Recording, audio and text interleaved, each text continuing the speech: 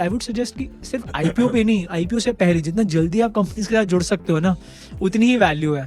क्योंकि आईपीओ के जाने के बाद तो कंपनी 100 या 100 150 या 200 ऑलरेडी बन चुकी है। आपका पैसा 200 से शायद 300 बनेगा, बट अगर उससे पहले आके अगर आप उस कैपिटल को 50 से 200 लेके जाते हो तो मजा भी उसमें है, थ्रिल भी उसमें है, हाई भी उसमें और पैसा भी उसमें। क्या लगता है कि एक कॉन्ट्रैक्टर है, अगर फॉर एग्जांपल जो बड़े बड़े प्रोजेक्ट्स उठा रहा है, गवर्नमेंट के प्रोजेक्ट्स उठा रहा है, हो सकता है बिल्डर के प्रोजेक्ट्स उठा रहा हो, तो उसके लिए क्या एसएमई आईपीओ एक यूजफुल चीज है एज अ कॉन्ट्रैक्टर? मतलब बिल्डर्स एंड कॉन्ट्रैक्टर्स, आपको बताइए सारी इंडस्ट्री ट्रस्ट पे और रिलेशनशिप पे ही चलती है। तो आपने जैसे कहा not every company is made for an IPO, तो वो किस क्राइटेरिया के बेस पे कोई डिसाइड करे कि अच्छा मैं आईपीओ नहीं कर सकता या मुझे नहीं करना चाहिए? अगर आप एक फाउंडर हो तो ट्रांसपेरेंसी और एथिक्स और ट्रस्ट, बट आई थिंक जो गवर्नमेंट खुद का भी कुछ पोर्टल डेवलप कर रही है इंफ्रास्ट्रक्चर फंड्स के साथ, आई थिंक वो काफ़ी इंटरेस्टिंग है। स्टार्टअप्स, मैं एक चीज़ रिकमेंड करूँगा, स्टार्टअप्स इंडिया की वेबसाइट है startupindia.gov.in, वहाँ पे इंडस्ट्री वाइज ना पॉलिसीज़ लिखी हुई हैं, तो आप इंडस्ट्री वाइज अपनी सिलेक्ट करके कंस्ट्रक्शन इंडस्ट्री पॉलिसी देख सकते हो, और स्टेट वाइज पॉलिसीज़ है, अपनी स्टेट की क्या फंडिंग पॉलिसी है, फाइनेंसिंग पॉलिसी है, उसको स्टडी कर सकते हो। तो आपको क्या लगता है कि उसमें जैसे बायजूस का भी एग्जांपल अगर लें,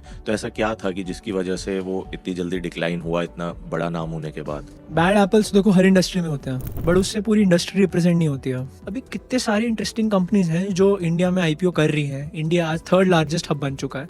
इंडिया ने लास्ट ईयर चाइना से ज़्यादा यूनिकॉर्न्स बनाए। तो ये ओवर सब्सक्राइब का एग्जैक्टली मतलब क्या होता है? क्या इसका मतलब है कि उसने 10 करोड़ की जगह 30 टाइम मतलब 300 करोड़ रेस कर लिए, या उसको वैल्यू उसके प्राइस 30 टाइम मिला, क्या मतलब है?